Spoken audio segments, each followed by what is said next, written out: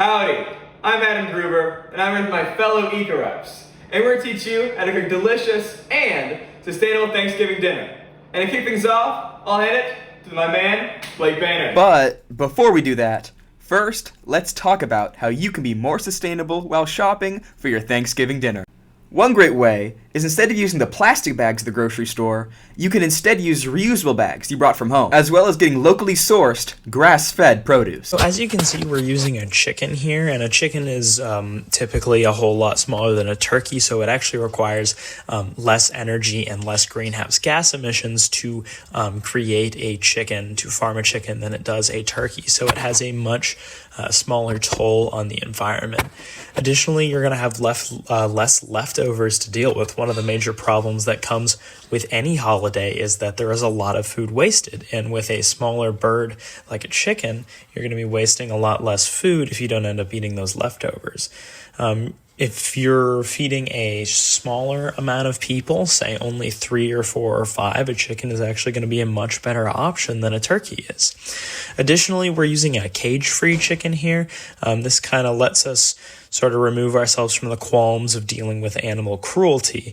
It is a lot better on the bird, and it is a lot more environmentally and even socially sustainable. We're also using a reusable pan. There are a number of benefits to this, but environmentally, this means that we're not just throwing away the pan at the end. We're using something that we can reuse over and over again, and we're not taking a toll on the environment in that way. Additionally, because we're using that reusable pan, we're going to be able to make gravy in it or use it for frying things in the rendered chicken fat. So we're actually not going to let any part of this bird go to waste. We're even going to save the bones for stock at the end. Now, in terms of what we're doing to actually cook it, I'm just coating the chicken with oil, and we're covering it with seasoning. And then one thing I like to do is I like to start cooking on the stove top. This is another benefit of that reusable pan there, is it lets us start on the stovetop so that the dark meat can get cooking before the white meat can. Dark meat typically takes a little bit longer to cook than white meat. And then we're just going to put it in the oven for 1 to 2 hours. This is really going to vary depending on the size of your bird. And it's good to use a digital thermometer here. It makes your job a lot easier. All right, now that we've finished cooking the chicken, we're going to go over to Leslie to show us how to make the rolls. Another great way to stay sustainable during Thanksgiving is to make food from scratch. For today's example, we will be making rolls. I will link the recipe down in the comments just in case you guys want to look at all the numbers in one place. But we're going to start by adding all the dry ingredients, which includes 2 tablespoons of yeast, and this will be quick rise yeast, warm water with the quantity of 3 tablespoons, 4 or so cups of either all-purpose flour or bread flour, 2 tablespoons of baking powder, and then after that we will be adding our wet ingredients. So you will need 1 stick of melted butter, 2 cups of warm milk, and a drizzle of honey.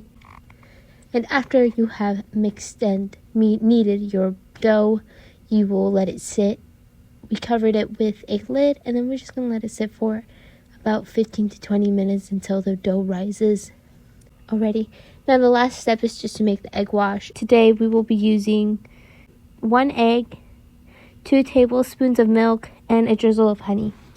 Now the dough has risen, and now we can go ahead and make our rolls. And we're just going to pour it on top and kind of spread it on the rolls so that way they're all even. And that is it. We're just going to pop them into the oven at 350 until golden brown. That is it. Thank you guys for making some rolls with me today.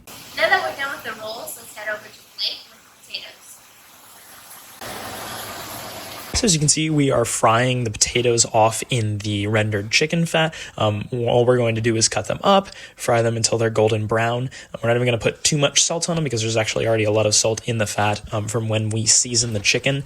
One thing you can do if you wanted to get a little bit more well done is right after you take the chicken out of the oven, keep it preheated, and we're going to put the potatoes back in the oven to make sure that they get cooked thoroughly through. And this is sort of a great way to use what would normally be a waste product of the chicken fat and really make use out of it and not just throw it away. The last two things we're going to do here is we're going to save all those bones. You can use those to make a stock. And then we're also going to save that waste oil. We're going to put it in a container. Now that we're all wrapped up, the only thing left to do is to beat the hell out of our hunger. Thanks and giggle.